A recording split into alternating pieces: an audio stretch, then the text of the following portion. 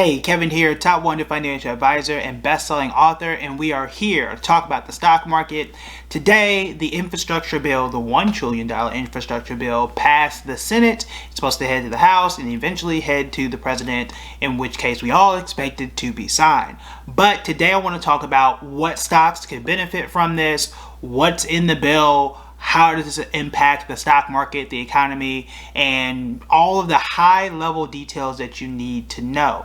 Now, what I'm going to do is break this video into two. So I'm going to tell you right now, you do want to subscribe and comment and like the video. Why do you want to do that? So that number one, you will be aware of the second half of the video, and the second half is extremely important, as well as the first half. So what I'm going to do right now is give you a bird's eye view of just some news and notes of what's going on, what to expect, kind of give you a watch list of things to pay attention to. And then the second half of the video, I'm going to dig in more, or I break these into two separate videos, give you a more detailed version of the investments that I am looking for, the ones that I own, the ones that I do own, and what I'm looking to do next. But because this is all relatively new, not brand new, but relatively new, I want to update my own research and give you guys a more detailed opinion as opposed to just blurting stuff out, which is what a lot of people do. So I will tell you now that we did do a video 4 months ago. I think that the date on YouTube was March 30th when we first started to hear about the infrastructure bill, and I gave you 4 stocks back then to look into, and some of those have panned out. So I want to dig into it a bit more. So I'll start with I guess the infrastructure, some of the details that we know about right now. Some can still change perhaps in the House. We'll see, and then give you some just high-level economic things that you need to know walking into it, some expectations that you do need to know if you decide to invest in any of these things, and then give you that long list of things to add to your watch list and to start the research. Second part of the video, which maybe I'll upload today or tomorrow, I'll give you my personal opinion on, of that long list, which one of these do I like the most. All right, so let's go ahead and get started. There'll be some reading here because I want to make sure that I get the facts correct. All right, so it's a $1 trillion infrastructure bill, or initially, especially if you go back to the videos back in March, it was supposed to be a $2 trillion infrastructure bill. This happens. This is why I discussed and talked about this in the way that I did few months ago, because when it's in this space and you're trying to make it a bipartisan bill, which I generally think is a good thing, you're gonna have to negotiate some stuff, right? Especially when you negotiate for jobs, or you're getting a job done in your house or car. Sometimes you're like, look, I want it done for this price, and then y'all negotiate and you come out with a different price. So it's been cut in half relatively. There is a second human infrastructure bill that's expected to be passed more with partisan support than bipartisan cooperation. That one right now is expected to be $3.5 trillion. That's going to include, I think it's like childcare, Medicaid, and some other things that actually technically count as some form of infrastructure, but that's a conversation for another day. So this is right here. Again, $1 trillion total. How will it be paid for? Because I know some people are concerned about that. We don't want to take on more debt, blah, blah, blah, blah. I did a video about debt, like for a nation is different than me and you.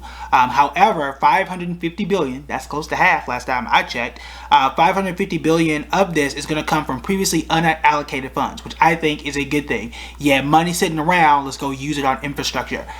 Infrastructure as a whole, remember my background is in economics, is generally a good thing. Whether you're borrowing the money to do it or you just have unallocated money laying around, what you want to do is, number one, you don't want crumbling bridges and roads.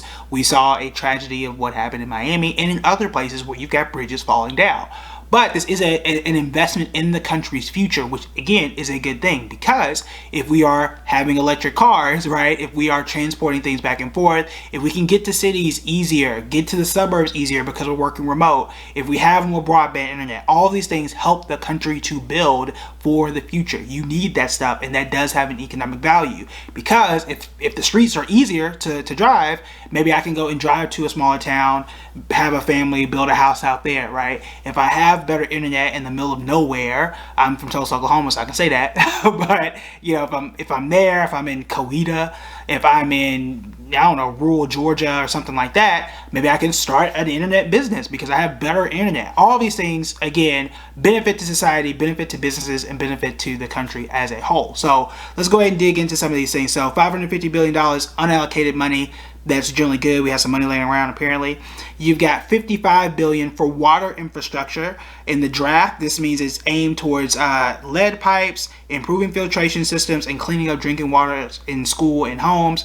I don't know who's going to be against that, right? That's a good thing for us to do. You've got $110 billion for roads, bridges, tunnels, and other major projects. Another $66 billion would go to passenger rail and freight. I would love to see like a light rail train like they have in Japan. We really need that. There are reasons as to why we don't, and like expenses, it's really expensive to do it here than other places. Conversation for another day there. $39 billion to public transit, which I am a big fan of because I live in New York. $25 billion to airports, $17 billion to ports and waterways. So those are just some of the big highlights there. Again, the way that this works and the way really the economy works is we pay taxes, right? Most of us pay taxes. The government is supposed to take that money and do things that we can't necessarily do for ourselves. Like I can't make a road. I can't do that.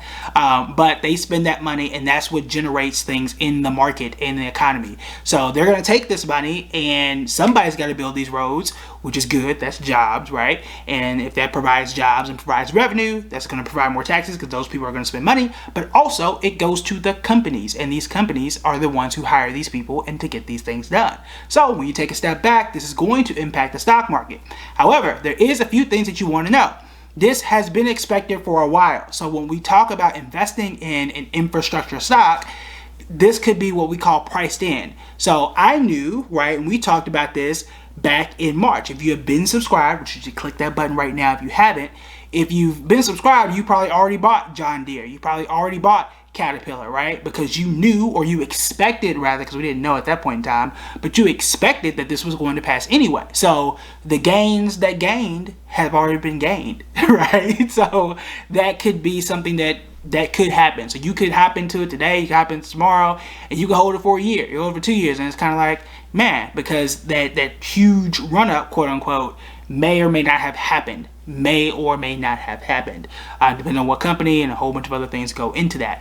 But that is a risk here that people have already been expecting it. I think at the time I recorded the last video, Caterpillar, John Deere, and others were already up 40 some odd %, which was really good at that point in time. So we'll have to update this. I gotta do more research. We'll talk more about those numbers and things in the second part of the video. But that is something, that is a risk here. The other thing is that, yes, while it sounds like this is a lot of money, and $1 trillion is, but if I'm looking at, let's say, $25 billion to airports, that doesn't mean that it's going to go to one specific company, all $25 billion. It could be a very, very small amount, and we also know this is going to be broken out over several years. It's not going to happen at one time. You get $25 billion and things are great. So also you want to temper your expectations, because just because you get this news doesn't mean that tomorrow Caterpillar is going to just take off like a rocket ship and everything's going to be great from here on out. That's not necessarily the case. It could be a while. Remember, the president hasn't even signed off on this yet, so ain't no money moved nowhere just yet. So there are a lot of things that you do want to be aware of there. But I do want to give you a semi-long list of companies that I will be researching and looking into. This is your opportunity right now, if you're on YouTube, Instagram, Facebook, or wherever, to add more companies to this list for me to look into, to give more details about, because I don't know all the stocks out there, but this is the time to say, look, add this to the list, let's talk about it. I can rank them, shake them out, and see the top, let's say 10, right?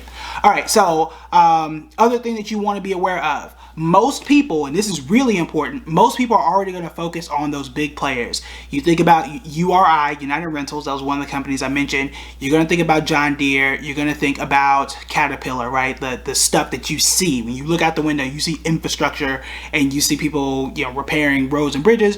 You're going to see Caterpillar equipment. You're going to see people renting stuff from United Rentals.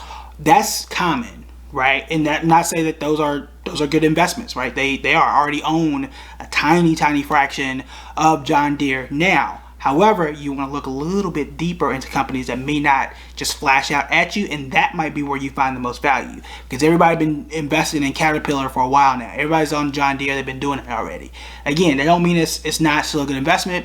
I'm just saying that's the obvious one, and usually when it's obvious at this point, you might have missed it. You might have. So here are some other ideas I'm going to run down here in just a second. So you also want to look into other companies that are tangential, right? That don't necessarily do infrastructure in and of itself, but you have to use these companies to get that kind of stuff done. So this includes engineering firms, inspection firms that have to do inspections to tell you what needs to be done for infrastructure to happen.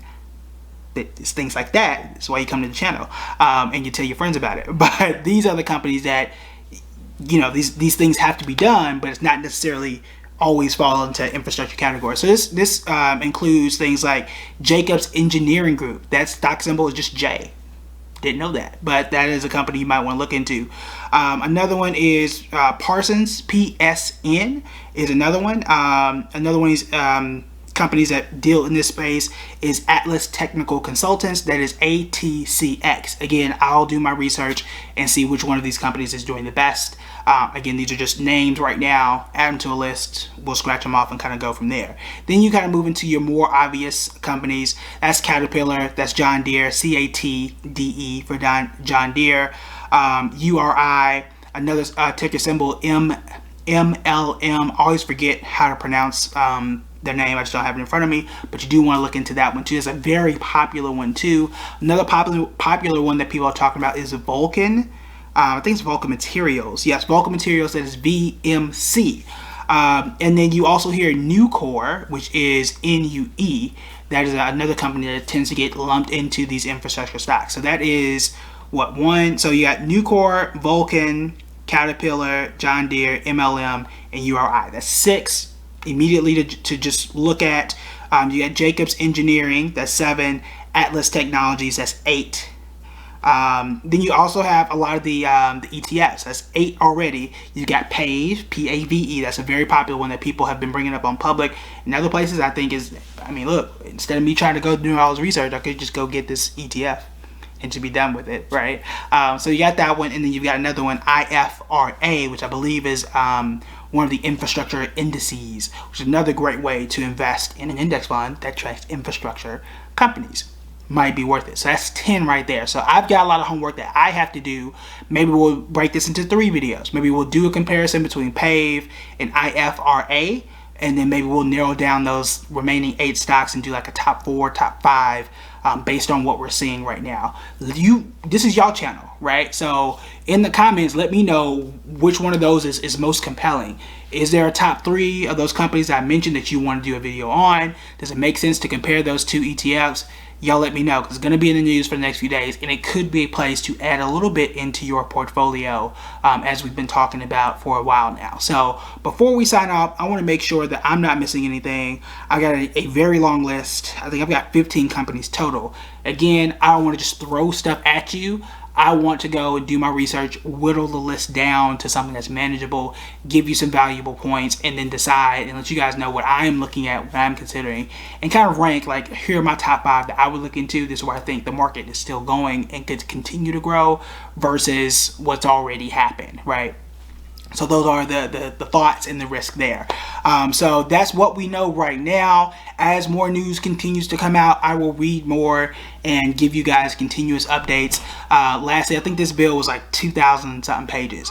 Clearly, I'm not going to read all 2,000 pages of it, especially as it's still changing because stuff happens in the House. But I will stay measured, stay alert on what's going on, give you guys my research, my thoughts, and then it's your job to hit the like and subscribe button, and your job to leave a comment. Which ones are you most interested in hearing my thoughts on? Which ones do you want me to break down? What direction do you want this to go? Because that helps me help you, as opposed to spending all night looking at 15 different companies. You can just tell me, here's my top 5, and we can all agree that these are the top 5 that we're going to look into. All right, so help your boy out. All right, that is it for me. I will talk to y'all very, very soon. Obviously, we got videos every day, Monday through Friday. So stay tuned for the updates. Make sure you get the book. That's at buildingbread.com/blueprint. I talk about all things stock market and of my hometown, Tulsa, Oklahoma. I had a copy of the book. Oh, right here. Very, very nice. So you want to make sure if there's a glare there or not.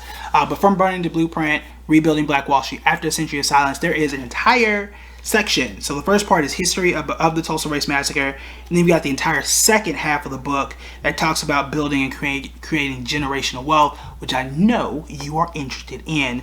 I had a page here that I don't have on me right now, but I think it's page 123. We were talking about stock market terms, and boom, right here, chapter 10, which is page 121, as you can see here. There you go. Basic investing terms that you need to know. So there you go. I know y'all. I've already got you covered. So make sure you get the book, buildingbread.com/blueprint. And I will see y'all later. Stay tuned. I'll be up late. And that's it for me. Talk to you guys later.